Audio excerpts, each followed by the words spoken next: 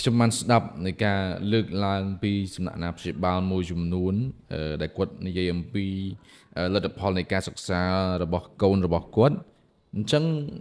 វាបានបញ្ជាក់ឲ្យឃើញថាក្រៅតែពីការជំរុញលើកទឹកចិត្តគាត់នៅក្នុងនោះពេលខ្លះគាត់ក៏អឺ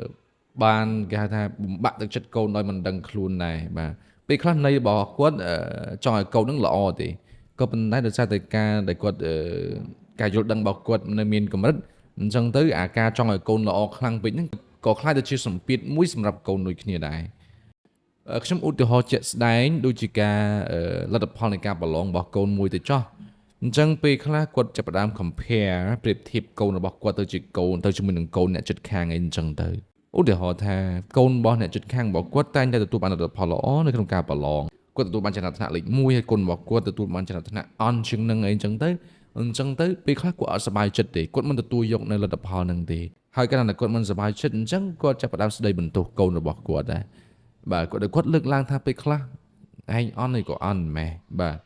មួយកូនគេបាទប្រឡងជាប់លេខ1រាល់ខែហើយឯងទៅរៀនអស់តែលុយរៀនមិនប្រកែដូចកូនគេអញ្ចឹងទៅបាទប៉ុន្តែយើងស្ដាប់មើលទៅជាការស្ដីបន្ទោសប៉ុន្តែនៅក្នុងនោះគាត់គឺចង់ឲ្យកូនរបស់គាត់នឹងល្អចង់ឲ្យកូនរបស់គាត់រៀនប្រកែដូចកូនគេដែរអញ្ចឹងកន្លែងនេះខ្ញុំបើកវងកញ្ចក់បន្តិចបងប្អូនទាំងអស់គ្នាចំពោះការដែលចង់ឲ្យកូនល្អវាជារឿងត្រឹមត្រូវអាណាព្យាបាលគ្រប់រូបម៉ាក់ប៉ាគ្រប់រូបគឺចង់ឲ្យកូនល្អចង់ឲ្យកូនមានចំណេះមានសមត្ថភាពប៉ុន្តែទន្ទឹមនឹងនេះដែរយើងក៏ត្រូវចេះគេហៅថាជំរុញលើកទឹកចិត្តដោយភាពត្រឹមត្រូវដោយមិនមែនដោយការស្ដីបន្ទោសដោយមិនមែនដោយការប្រៀបធៀបព្រោះការប្រៀបធៀប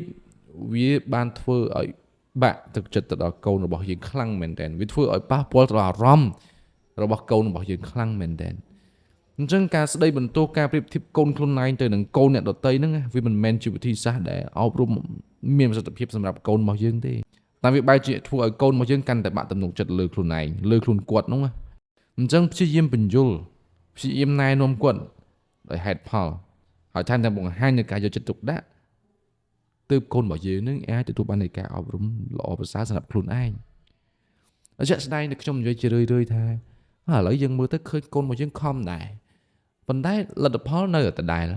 អត់ឃើញរីកចម្រើនទៅណាទេអញ្ចឹងអ្វីដែលយើងត្រូវធ្វើមិនមែនជាការប្រៀបធៀបទេហើយក៏មិនមែនជាការស្ដីបន្ទោសដែរ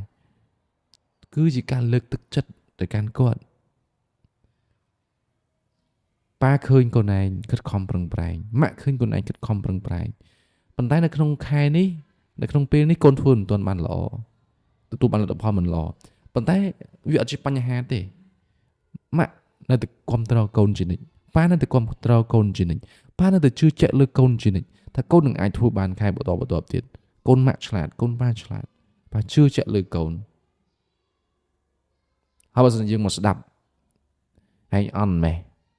ណាទៅរៀនអស់តែបាយអស់តែអង្គអស់តែស្រូវអស់តែលុយហើយនឹងពាក្យថាប៉ាជឿជាក់លើកូនតើមួយណាល្អប្រសើរជាងតើមួយណាស្ដាប់ទៅមានធម៌ពលមានកម្លាំងជាងបើសិនក្នុងនាមយើងជាកូនច្បាស់ណាគឺជាការលើកទឹកចិត្តនឹងឯងពីព្រោះមនុស្សម្នាក់គឺត្រូវការលើកទឹកចិត្តត្រូវការសរសើរពីអ្នកដទៃបើទោះបីជាគាត់មិនប្រកែកក៏ដោយប៉ុន្តែគាត់ក៏ត្រូវការសរសើរដែរចុះហេតុអីបានយើងមិនយកការសរសើរជាងការស្ដីបន្ទោស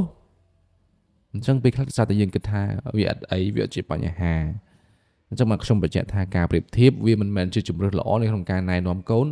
អប់រំកូនឲ្យខ្លាចជាសិស្សពូកែក្មេងពូកែបានទេដូច្នេះហើយត្រូវតែជំរុញលើកទឹកចិត្តគាត់អញ្ចឹងហើយជីវិតយើងជាសិស្សក៏ដូចគ្នាដែរក្នុងនាមយើងជាកូនក៏ដូចគ្នាដែរណាកុំឲ្យស្ដាយក្រោយណាអញ្ចឹងត្រូវប្រឹងប្រែងរៀនសូត្រឲ្យអស់ពីសមត្ថភាពណាចប់ទៅបាននិទេសល្អអូខេចូលរៀននៅមហាវិទ្យាល័យល្អដែលខ្លួនប្រាថ្នាណាកុំរៀនលេងមិនយកចិត្តទុកដាក់មិនធ្វើកិច្ចការសាលាឬក៏ធ្វើឲ្យរួចតែពីដៃ មិនខ្វល់ថាចេះឬមិនចេះរៀនចប់ប្រយ័ត្នអត់ដឹងថាធ្វើអីអត់ដឹងថាចេះអី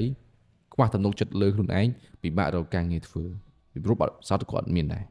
ដូច្នេះហើយកុំឲ្យស្ដាយក្រោយយើងត្រូវតែប្រឹងប្រែងរៀនណាពីពេលនេះតទៅហត់ក៏ដោយនឿយក៏ដោយ